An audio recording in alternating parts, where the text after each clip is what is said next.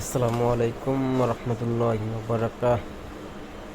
আজ আমি আপনাদেরকে 380 একটা প্রিন্টারের নো পাওয়ারের চেকিং করে দেখাবো যে কীভাবে আমরা এটাকে ফাইন্ড আউট করি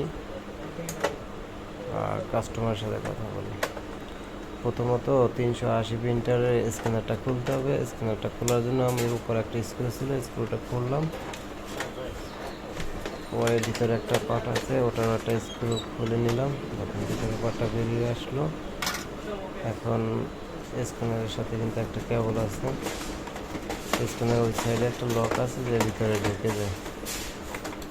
তাহলে আমার এই পাশে স্ক্রুটা খুলে ওই পাশে হালকা তারে দিলে জিনিসটা বেরিয়ে যায়। আমি কেবলটা খুলে নিলাম। আমি প্রত্যেকটা ভিডিও কিন্তু স্পষ্টভাবে করে থাকি আপনাদের বোঝার স্বার্থে, দেখার স্বার্থে, মানে যাতে আপনারা ভিডিও দেখে উপকৃত হন এরকমভাবে করে থাকি। আমি এখন সাইড কভারটা খোলার জন্য একটা স্ক্রু আছে, স্ক্রু খুলে নিলাম।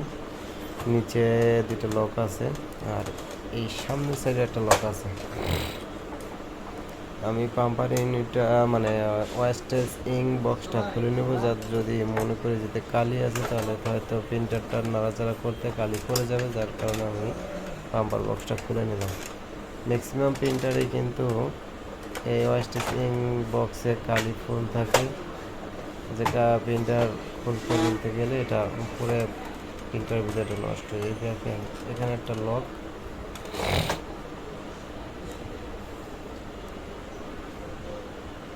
দেখলেন? আপনাদের বোঝার স্বার্থে আমি একটু ক্যামেরাটা ভালো করে নিই। এখানে একটা লক, এই দেখছেন, আর একটা লক।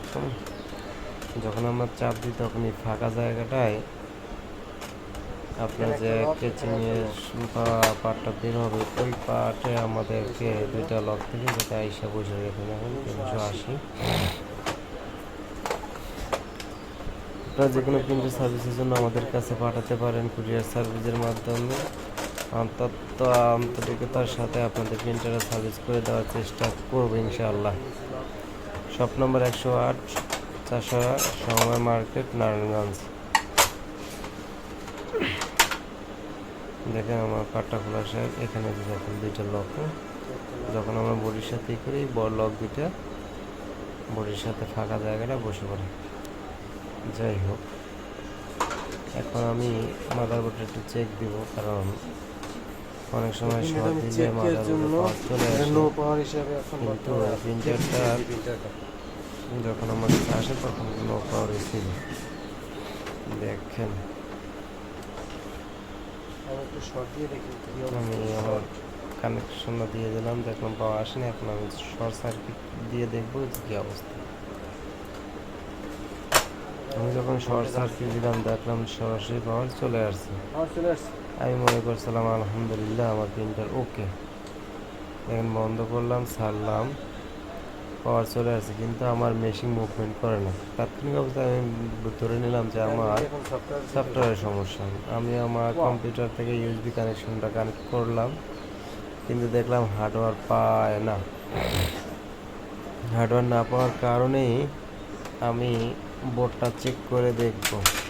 এর ভিতরে আমি আরেকবার একটু কাজ করে নিয়েছি। যখন আমি হার্ডওয়্যার পায় না তখন আমি কেবলগুলো খুলে চেক দিয়ে দেখলাম যে পাওয়ার আসে কি না। দেখলাম যে না, তারপরে পাওয়ার আসে না। এখন আমি মাদারবোর্ডটা চেঞ্জ করে দেখাবো। এখানে আমি চেক করার জন্যে আমি 130-এর একটা বোর্ড লাগাবো। 130-এর ইপসন 130-এর একটা বোর্ড লাগিয়ে চেক করে দেখব আমার মেশিনে কি কি সমস্যা বের হয়। নো পাওয়ার ইস্যুর ক্ষেত্রে আপনারা মাথায় একটা জিনিস ধরে রাখবেন যে কেন নো পাওয়ার হয়। ম্যাক্সিমাম প্রিন্টারে কিন্তু হেড থেকে নো পাওয়ার ইস্যু চলে আসে। ম্যাক্সিমাম প্রিন্টারই মাদার বোর্ড প্লাস হেড দোনোটা থেকে হেডের নো পাওয়ার চলে আসে। আমি দেখেন একটা 130-এর একটা বোর্ড নিলাম চেক করার জন্য। নারায়ণগঞ্জের ভিতরে যারা আছেন তারা আমাদের সাথে প্রিন্টার সার্ভিসিংয়ের জন্য যোগাযোগ করতে পারেন। আশা করি আপনারা উপকৃত হবেন আর আমিও আপনাদের দ্বারা উপকৃত হব। আপনারা আমাদের কাছে লেজার প্রিন্টার পেয়ে যাবেন 1 বছর সার্ভিস ওয়ারেন্টিতে। 1 বছর সার্ভিস ওয়ারেন্টিতে যে কোনো লেজার প্রিন্টার পেয়ে যাবেন।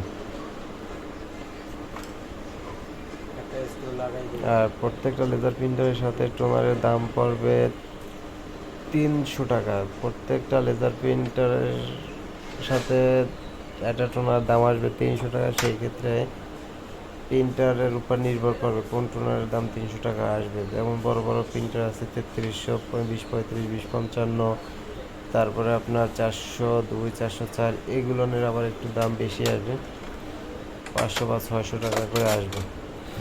আর ক্যানন 6030, 1102, এগুলোর টোনারের দাম আসবে 300 টাকা। দেখেন আমার মাদারবোর্ডটা লাগানো শেষ। আমি এখন পাওয়ার অন করে দেখবো যে আমার বডিতে আর কোনো সমস্যা আছে না। এখানে দেখেন আপনারা জিনিস ফলো করছেন যে আমি যখন বোর্ডটা লাগাইলাম হেডবক্সটা দুইটা বাড়ি দিয়েই লাল বাতি শো করলো।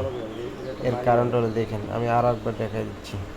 দেখেন লাল একটা, এর কারণ হলো প্রিন্টারটা হলো 380 বা 360, 220।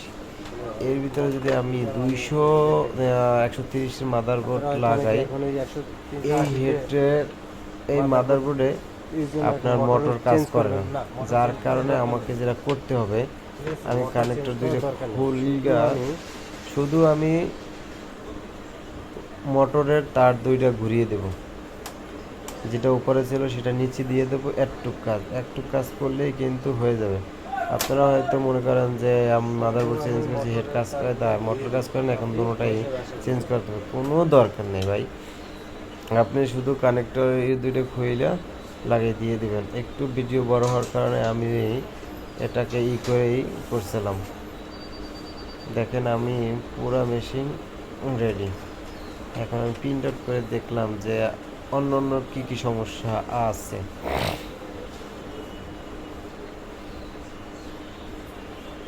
দেখেন আমার প্রিন্ট আলহামদুলিল্লাহ বের হয়ে গেল। এই যে দেখেন প্রিন্টের অবস্থা, এখানে হেডের অবস্থা খুবই খারাপ। সার্ভিস করতে হবে, প্লাস মাদারবোর্ড চেঞ্জ করতে হবে। এই প্রিন্টারের ভিতরে এই দুইটা সমস্যা বের করলাম। আরও তো টুকটাক সমস্যা ছিল, ওগুলো আর কি পরে কাজের ভিতরে হয়ে গেছে। যাই হোক আলহামদুলিল্লাহ। এখানে মাদারবোর্ড চেঞ্জ করতে হবে আর এর সার্ভিস করতে হবে। পরবর্তীতে আপনাকে এর আপডেট আবার দেওয়া হবে। আসসালামু আলাইকুম।